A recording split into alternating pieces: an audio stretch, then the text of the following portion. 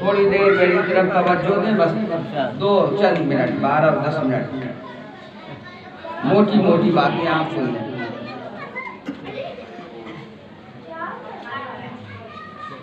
ये 11वीं वाले दाता हुजूर गौसे पाक रज़ी अल्लाह ताला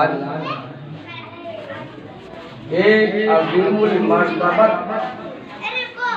आला शख्सियत और गौस नहीं, गौसे आज़म का नाम।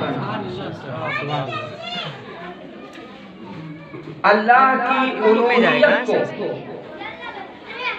अल्लाह की वहदानियत, अल्लाह की शान उलूहियत को अगर उजागर किया तो वो नुबुव्वत मुस्तफा ने, सुभान अल्लाह, गोया अल्लाह की उलूहियत की दलील नबूवत है और नबूवत की दलील विलायत है। नबूवत की दलील विलायत है। बिला शुबहा उलूहियत की शान मुस्तफा है और विलायत की शान गौसे आज़म। सुभान अल्लाह, सुभान अल्लाह। आज ऐसे गौसे आज़म की महफिल में जलवा बार हैं कि जिनका तज़किरा उनकी पैदाइश से पहले भी होता रहा है। आलम अरवा में भी उनका जिक्र आया और जब तक कि इमाम मेहदी इस दुनिया में तशरीफ भी लाएंगे तब तक गौसे आज़म का तज़किरा और करामत। अल्हम्दुलिल्लाह हमें और आपको फख्र है कि हम और आप सिलसिले क़ादरिया के बहरे ज़ख़ार में गोताज़न हैं।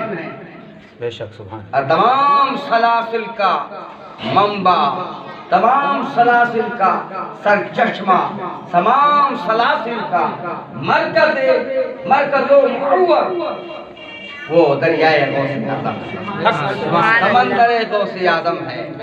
उसी का सदका आज भी बढ़ रहा है, कल भी बढ़ रहा था और ता क़यामत बेशक अल्लाह ताला ने गौसे पाक रज़ी अल्लाह ताला अन्हु को अज़ीम मनसब आला पे फायद फरमाया।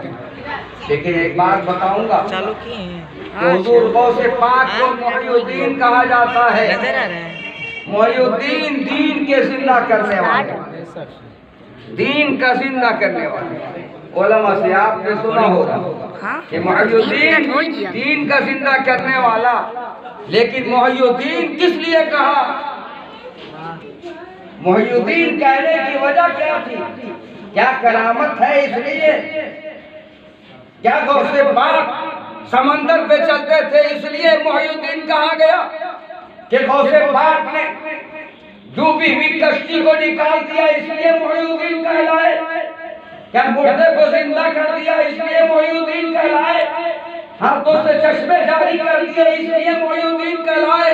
नहीं, करामत के मेयार से नहीं, किसी और करामत की वजह से मुहिउद्दीन नहीं कहलाए, पानी पे चलने की वजह से मुहिउद्दीन नहीं कहलाए, बल्कि गौसे पाक ने फरमाया तरसुल इल्म हत्ता सिरतो कुतबा सुभान अल्लाह। या रसूल अल्लाह, हुजूर गौसे आज़म जिंदाबाद, हुजूर गौसे आज़म जिंदाबाद। पता चला कि हमें घुमाइएगा, हुजूरी का लीजिए, घुमाइएगा। सूफियाने इकराम से मैं गुजारिश करूंगा, तमाम सूफी को चाहिए क्या शरीयत के पहलुओं को समझें, तरीक़त के पहलुओं को समझें, मार्फत के पहलू को समझें, हकीकत के पहलू को समझें। ये जभी आप समझ सकते हैं जब आप इल्म के दरिया में गोता लगाएंगे। जब इल्म के दरिया में गोता लगाएंगे तो यकीनन आपका सीना बुक़्क़ाए नूर से मामूर हो जाएगा। सुभान अल्लाह, नूर से मामूर हो जाएगा। और ये कब मिलेगा? मैंने बताया ना आपको, मोटी मोटी बात बताऊंगा। तकरीर इंशाअल्लाह कल होगी जल्द से। है ना? कल आज मोटी मोटी बात बता दे। कब होगा जब एक मुरीद अपने पीर का मुराद बन जाएगा। मुरीद और है और मुराद और मुरीद और है और मुराद बोलो और मुरीद तो बहुत होते, मुराद कोई कभी अमीर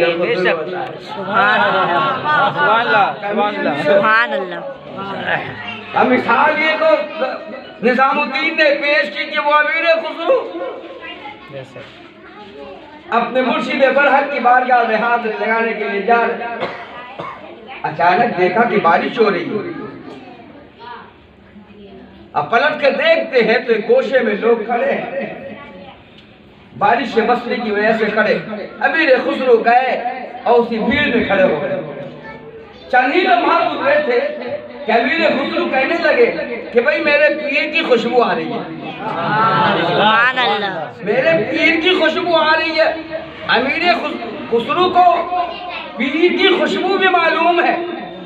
अमीर खुसरू ने कहा कि भाइयों बताओ तुम में से कौन है जो हमारे मुर्शिद निजामुद्दीन औलिया की बारगाह में हाजिरी लगाने के लिए आए हैं।